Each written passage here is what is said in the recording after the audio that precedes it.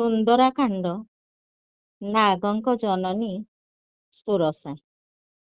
ଦେବେ ନିରେଖିଲେ ଯାଏ ପବନ କୁମର, ବଳବୁଦ୍ଧି ପରଖିବେ କରନ୍ତି ବିଚାର। ସୁରସା ନାମରେ ଥିଲା ନାଗଙ୍କ ଜନନୀ, ପଠାଇଲେ ତାକୁ ମାର୍କେ ରହି କହେ ବାଣୀ। ଆଜି ଦେବଗଣେ ମୋତେ ଦେଲେଟି ଆହାର, ଶୁଣି ହସି ଉତ୍ତରଇ ପବନ କୁମର।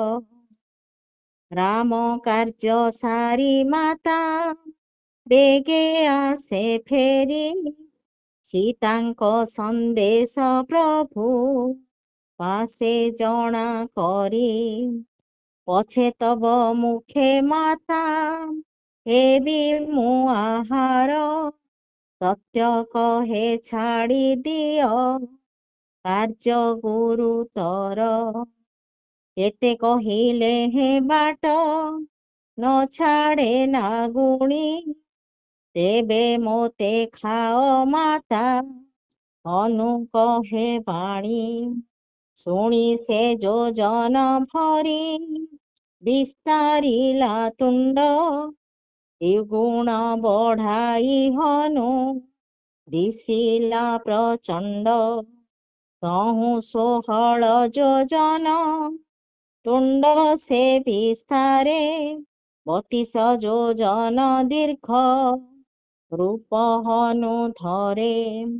ଯେତେ ଯେତେ ବଡ଼ ତୁଣ୍ଡ କରଇ ନାଗୁଣୀ, ତହୁଁ 2 ଗୁଣ ବପୁ କରଇ ପବନୀ। 7 ଯୋଜନ ବିସ୍ତାର କଲା ଯେବେ ପାଟି, ଅତି କ୍ଷୁଦ୍ର ରୂପ ହନୁ ଦିଶିଲା ପ୍ରକଟି। ମୁଖେ ତାର ପଶି ପୁଣି ଆସିଲା ପାହାରି, ବିଦା ମାଗିଲା ତା ପାଦେ ଶିର ନତ କରି। ସୁରସା କହିଲେ ଦେବେ ପଠାଇଲ ମୋତେ, ବୁଦ୍ଧି ବଳ କର୍ମ ତୋର ପଳିଲି ମୁଁ ସତେ।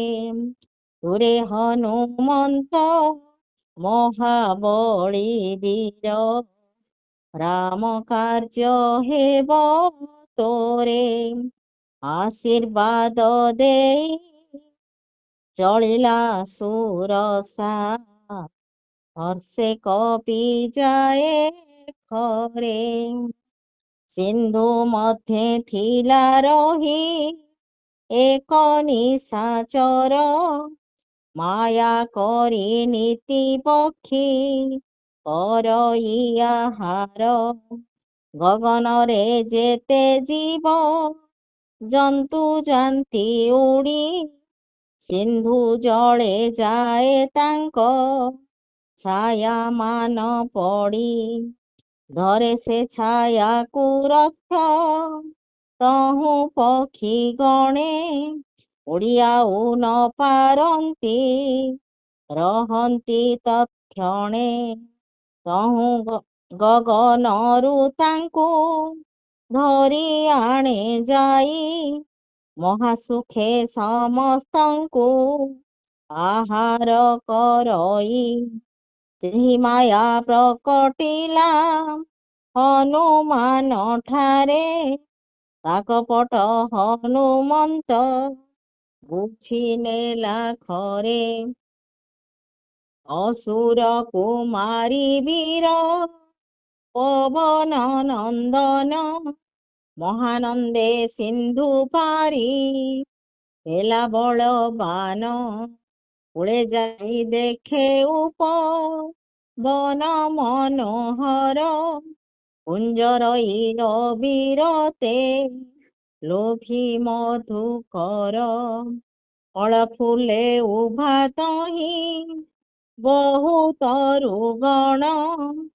ସଗ ମୃଗ ବୃନ୍ଦ ସବୁ ଦିଶନ୍ତି ଶୋଭନ, ଅଗ୍ରତେ ଦେଖିଲା ଶୈଳ ବିଶାଳ ସୁନ୍ଦର, ନିର୍ଭୟେ ଡେଇଁ ଚଢ଼ିଲା ବୀର ବଳିହାର। ଏଠି ଉମା ନାହିଁ କିଛି କପିର ବଡ଼ାଇ, ପ୍ରଭୁ ପ୍ରତାପ ଏ କାଳ ଯାହାକୁ ଡରଇ। ଗିରି ପରେ ଚଢ଼ି ବୀର ଦେଖେ ଲଙ୍କାପୁର, କହି ନୁହେଁ ଦୁର୍ଗ ତହିଁ ଯେତେ ମନୋହର। ଅତି ଉଚ୍ଚ ଚାରି ପାଖେ ସିନ୍ଧୁ ଅଛି ଘେରି, ସୁବର୍ଣ୍ଣ କଳସ ମନ ନେତ୍ର ନିଏ ହରି। କନକର କୋଟି ମଣିରେ ଜଡ଼ିତ, ସୁନ୍ଦର ବିସ୍ତୃତ ତର ଚୌଛକି ହାଟ ବାଟ ମନୋହର।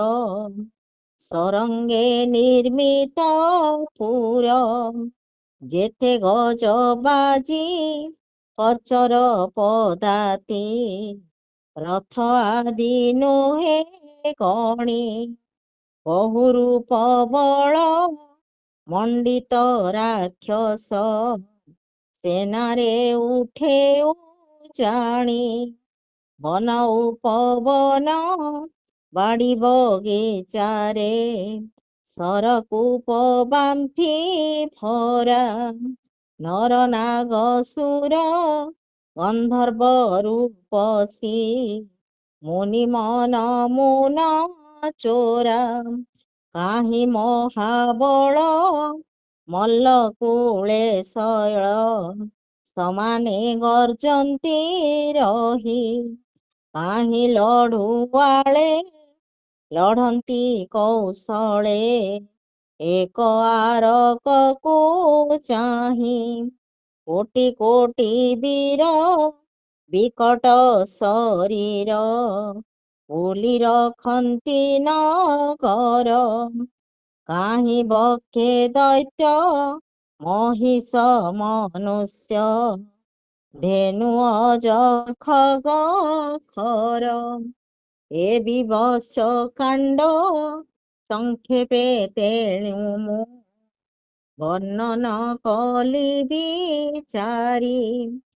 ଶ୍ରୀରାମ ସାୟକ ତୀର୍ଥେ ତନୁ ତେଜି, ହେ ଦେବେ ଭବ ନଦୀ ପାରି। ବହୁ ରଖୁଆଳ ପୁରେ ଦେଖି ବୀର, ବିଚାର କରଇ ମନେ କ୍ଷୁଦ୍ର ରୂପ ଧରି ନିଶା ଅନ୍ଧକାରେ, ପଶିବି ଲଙ୍କା ଭୁବନେ। କ୍ଷୁଦ୍ର ରୂପ ଧରି ନିଶା ଅନ୍ଧକାରେ, ପଶିବି ଲଙ୍କା ଭୁବନେ।